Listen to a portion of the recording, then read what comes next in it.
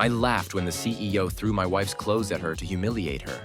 But her reaction, well, that's when everything changed. It started like any other Monday. Sarah, my wife, had been working at Hartley Enterprises for years, longer than she should have, in my opinion. The place was a corporate jungle ruled by Paul Mitchell, the kind of CEO who treated his employees as disposable assets. Sarah was constantly overworked, always coming home late, exhausted, but too proud to complain. She was a good person, and though she never said it outright, I knew Paul Mitchell had it out for her. The power games, the microaggressions, the public belittling. It was all part of Mitchell's twisted version of leadership. But that Monday, something was different. Sarah's demeanor was oddly calm as she left for work. Her usual rushed, anxious energy was gone, replaced by a quiet focus I hadn't seen in her before. I asked her about it, but all she said was, "Today's the day," before kissing me on the cheek and heading out. I didn't think much of it until I received a message from her later in the day, asking me to meet her at the office around 4. I was confused. Sarah had never invited me to her workplace before. Something about the request made my stomach flutter with nerves. But I agreed. I thought maybe she had good news. Maybe a promotion. Little did I know what was waiting for me when I arrived. The air in the Hartley office felt thick with tension. The receptionist seemed surprised to see me and ushered me quickly upstairs to the executive suite. I was greeted by the sight of Paul Mitchell standing in the middle of his sleek, modern office, his arms crossed, a sneer plastered on his face. Sarah stood a few feet away, her posture relaxed, almost too relaxed for the situation. Without so much as a glance in my direction, Mitchell began his little spectacle. "Ms. Green," he said with a sneer, "it seems you've forgotten your place around here. Maybe this will remind you." With a dramatic flourish, Mitchell picked up a pile of Sarah's work clothes from behind his desk. It was everything she kept in the office for long nights. An extra blouse, pants, shoes.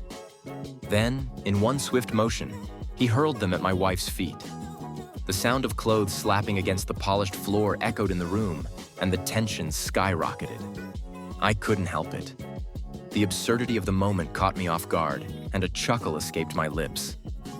I wasn't laughing because I found it funny.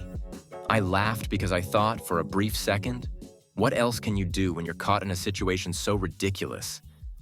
It felt like a scene from a bad movie, the kind where the villain thinks he's won just before everything falls apart. Mitchell, clearly satisfied with himself, leaned back, crossing his arms. "You can pack up and leave, Green. Consider this your exit notice."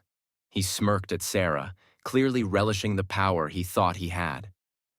But my wife didn't flinch. She didn't even look down at the clothes Mitchell had thrown at her.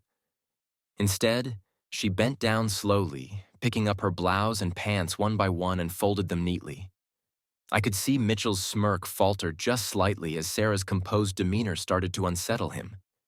And then Sarah stood up, clothes in hand, but instead of turning to leave, she did something that caught us all off guard.